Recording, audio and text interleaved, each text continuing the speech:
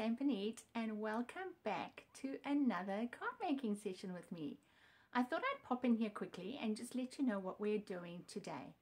So I actually saw this really cute pivot swing card that was featured the other day by Lisa Curcio, and I loved it, and I thought, right, I'm going to be teaching my people on my video how to do it. But when I made it, there were a few things that went really wrong with putting it together, and I finally figured it out. So in today's video, I want to show you how I figured out what had to be done so that you don't make the mistakes. I can make them for you. And I'll also show you exactly what went wrong so that you can see for yourself, and hopefully that'll help you. So let's pop over onto my craft desk and let's make this gorgeous, fun fold card together. Let's go over. So here is the card that I finally figured out how to do it. It took me 3 goes, and I know you may be cleverer than what I am, but honestly, when I watched her video, she used a sunflower that was huge, and she had the matching die and she had the matching everything. So I thought, hey, let me make it with the rhino die. So let me show you my first card that I attempted, and then we'll get into actually showing you how to make this. So I thought, I want to do the rhino die. The rhino's so cute, and I want to give this to somebody that's really going through a hard time. But no, it wasn't right. There was this sticking out.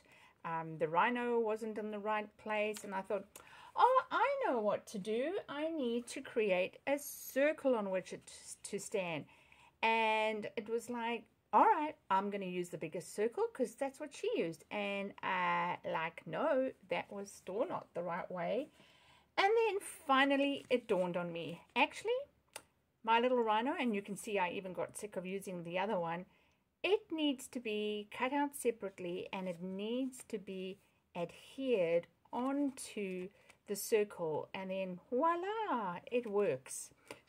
So with that concept in mind, I want to do something different with you today. So I'm almost doing a live in some ways, and for today's card I want to use Calypso Coral. Instead of designer series paper, I have embossed basic white with one of the basic 3D embossing folders that are currently in the online exclusives. So we've got this sort of look, we've got this bubble look, which I featured in a card previously, and we've got this flower sort of starry look, which I'm doing today.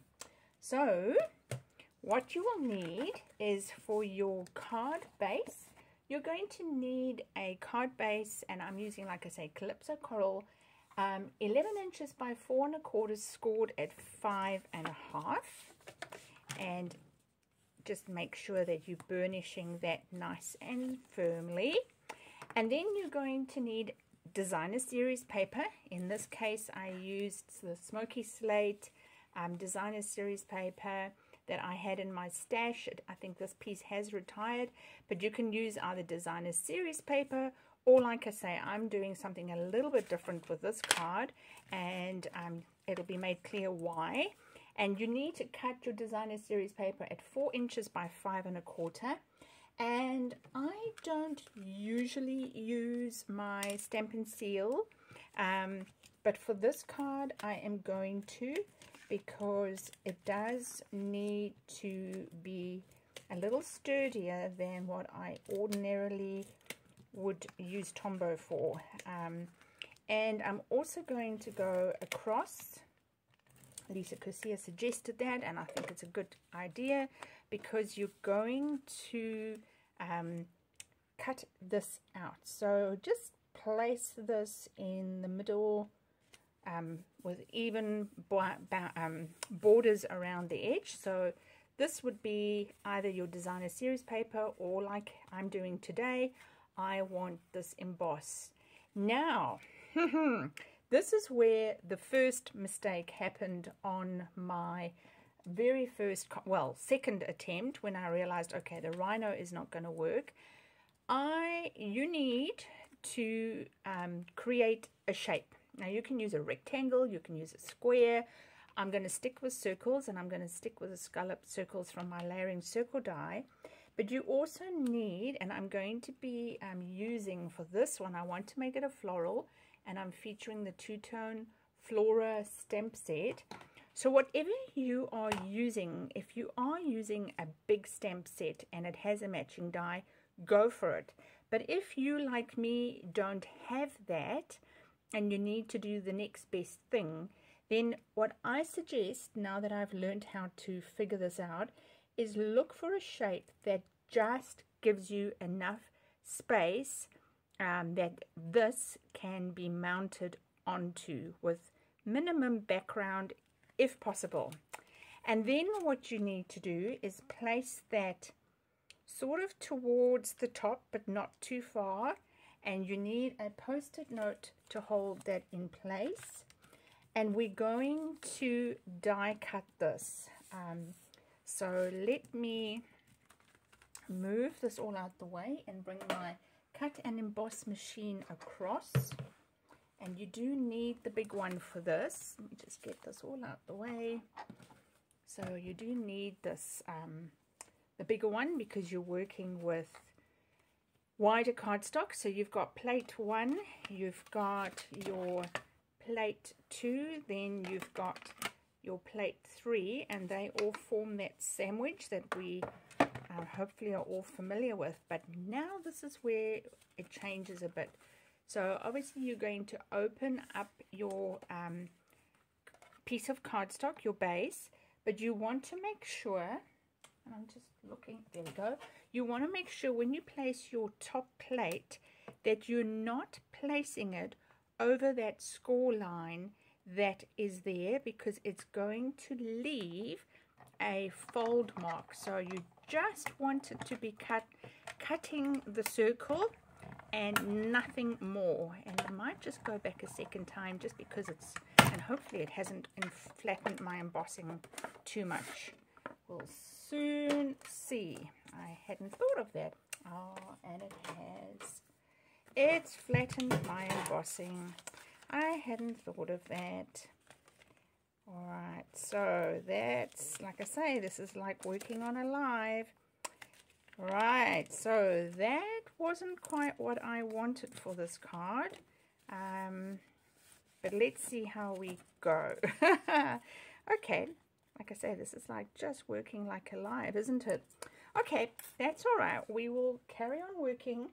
Now you need a piece of basic white cardstock, and this is going to be going into the inside of your card, and you need to stamp that before we carry on. And I'm going to say, I'm going to use my stepping stone sentiment, and I'm going to put in an obstacle is often a stepping stone. I think that is a beautiful, beautiful sentiment, and there are a lot of people at the moment struggling with a lot of things. So yeah, I'm going to give this to one of my friends that are struggling at the moment. So I'm going to ink this up in the matching Calypso Coral. I'm quite interested to see what our color refresh is going to look like. Hopefully they're not taking too many of my favorite colors away. And I'm going to place that about over there. So you want to edge towards the bottom of the card. And right, let's close that. Yeah, we'll come back to that shortly. Okay, now this is going into your card like that. Okay, so you can just glue this like you would ordinarily glue with your favorite glue. Of course, in my case, it's Tombow.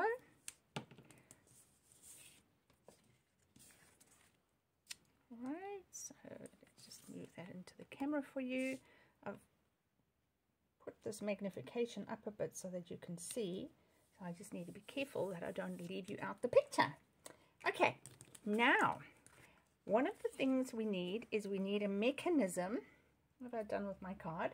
We need a mechanism so that this is attaching onto the front and the bottom card. And that mechanism is a piece of matching cardstock to your base, and that is cut at 2 inches by 4, scored at 1, 2, and 3 inches. So you've got 4 equal little panels, and you're just going to burnish those all facing the same direction. Oh my goodness, and while I'm making this, I can smell I'm making oxtail for dinner tonight. It's my husband's favorite, and it's in the slow cooker, and it smells amazing. And it's still early in the morning, so I'm not sure what it's going to be like by the afternoon. So you're just putting your Stampin' Seal on one of those panels, and now you're looking to put this in the middle, and you're looking to make sure that it's just shy of that crease line, because you still want to open up the card. All right, and I see I've got ink on my fingers, which has now gone on to my card, which is not cool. Okay, now we're going to put glue there, but before you do that, you just need to mark on your little thing where you mustn't put glue. Okay, so when you open it like that, you can see the bit that hasn't been marked is where you can safely put glue. All right, I hope you're all tracking. And now you're going to just fold that down. And I'm going to clean my fingers because I'm picking up ink everywhere. Everywhere there's ink on my fingers. Okay, so pick that up, and you've got your gorgeous square. So just take an eraser and just get rid of your ink and your pencil marks, and you might just want to open it up and just make sure that they're gone on this side.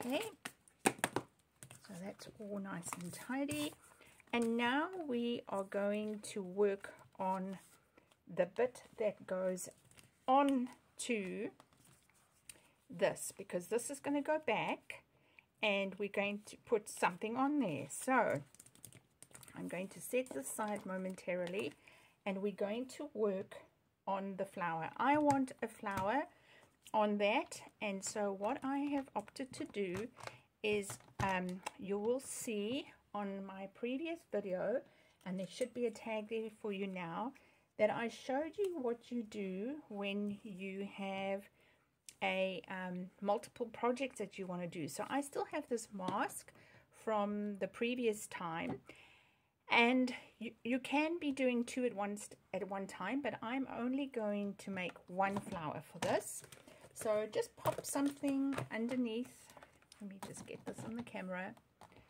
I might just zoom out a bit so that you can see. So pop something under your stamp, and this is the outline. So the outline I'm going to do in Calypso Coral.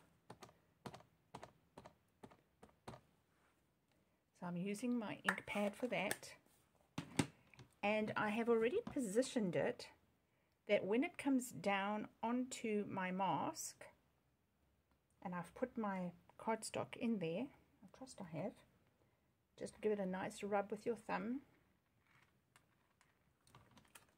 Alright, brilliant.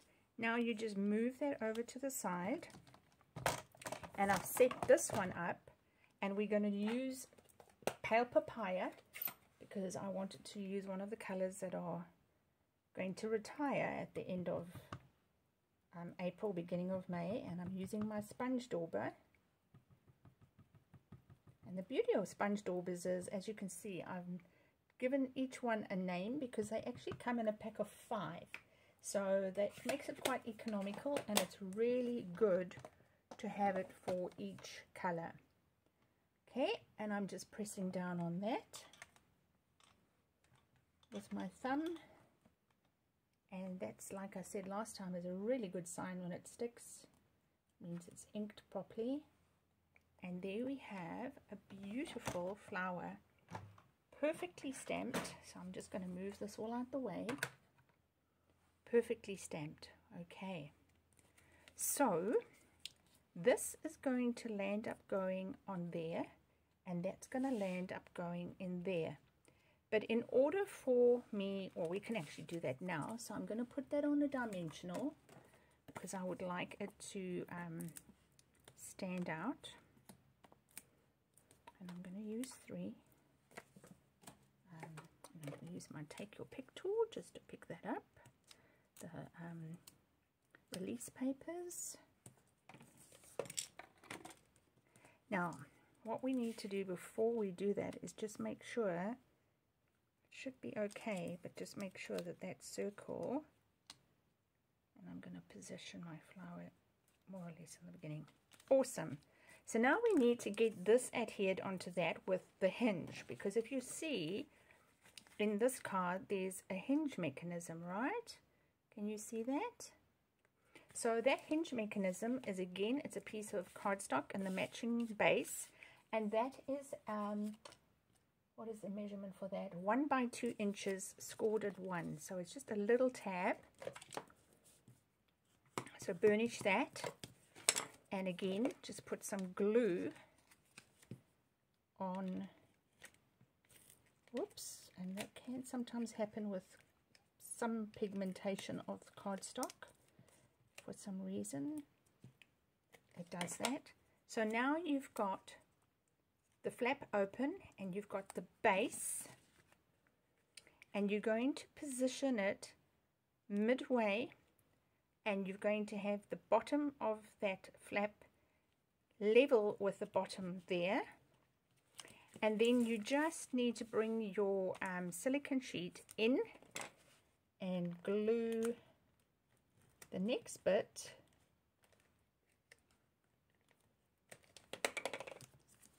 and this. You can release this and flatten that, and this is where you are going to position your circle like that. And if you've done this right, let's check it out. Ta-da! You've got your flower that comes off. Isn't that beautiful? So pretty. Now I've got a boo-boo there, so I will need to put stamp some other bits and pieces on there, but I do want to put a little message. Actually, maybe I will put it in here instead, so we can put some embellishments. I just want to see where I've put my embellishments. Right, so I'm going to be using, let's have a look. I'm going to be using the embellishments, the iridescent pastel gems that tones in so beautifully.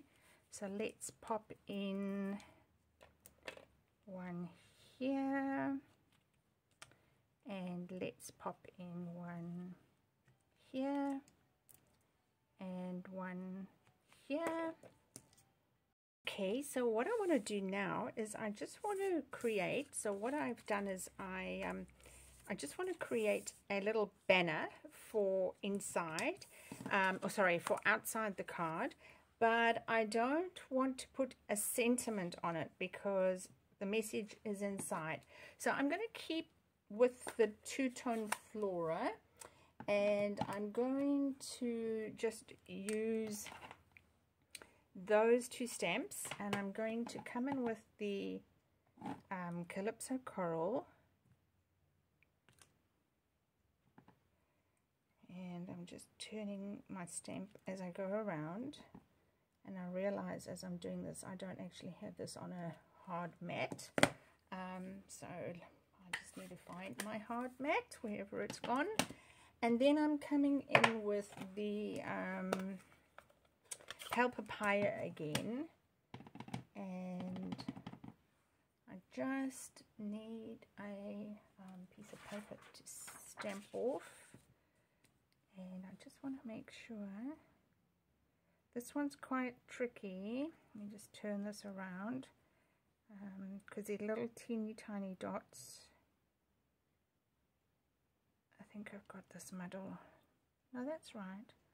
It's a really tricky stamp, this.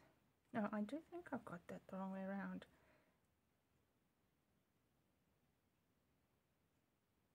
Yeah, let's give that a go. Oh, it's a bit too pale. Okay, we'll do it full strength. Right, and there. And we'll pick up some more ink there.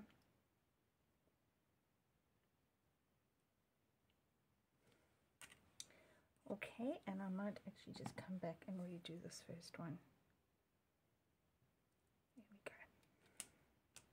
That's better. I'm going to put that on the outside of the card, just to add a little bit of interest. And I actually, for the sake of the video, did that exact thing on the inside as well, so that it just saved a bit of time and it corrected my ink boo-boo. So, okay, then let's have a look at that. So there we go. I think that's gorgeous. I really do. The only thing that I've again learned from this one is don't necessarily use an embossing folder. It's not bad. As you can see here, it's gone a little bit flat, and I only thought of that as I put it into my cut and emboss machine, but the concept is still there and is still really, really beautiful. So that's that one. This is this one. Very cute. Which one do I think has been more successful? Probably this little hippo guy, actually. But I'd love to hear what you have to say and what you think. Which one is your preference? So thank you so much for crafting with me. Remember, for more tips and techniques and project ideas, sign up for my newsletter, because you're not going to always get the things in my newsletter that I do here on social media. You get other things, and if that's what you're after, I would love you to join me. So thank you so much. It's been great having you craft with me this week. Until remember, until we meet again, to stamp, eat, sleep, repeat.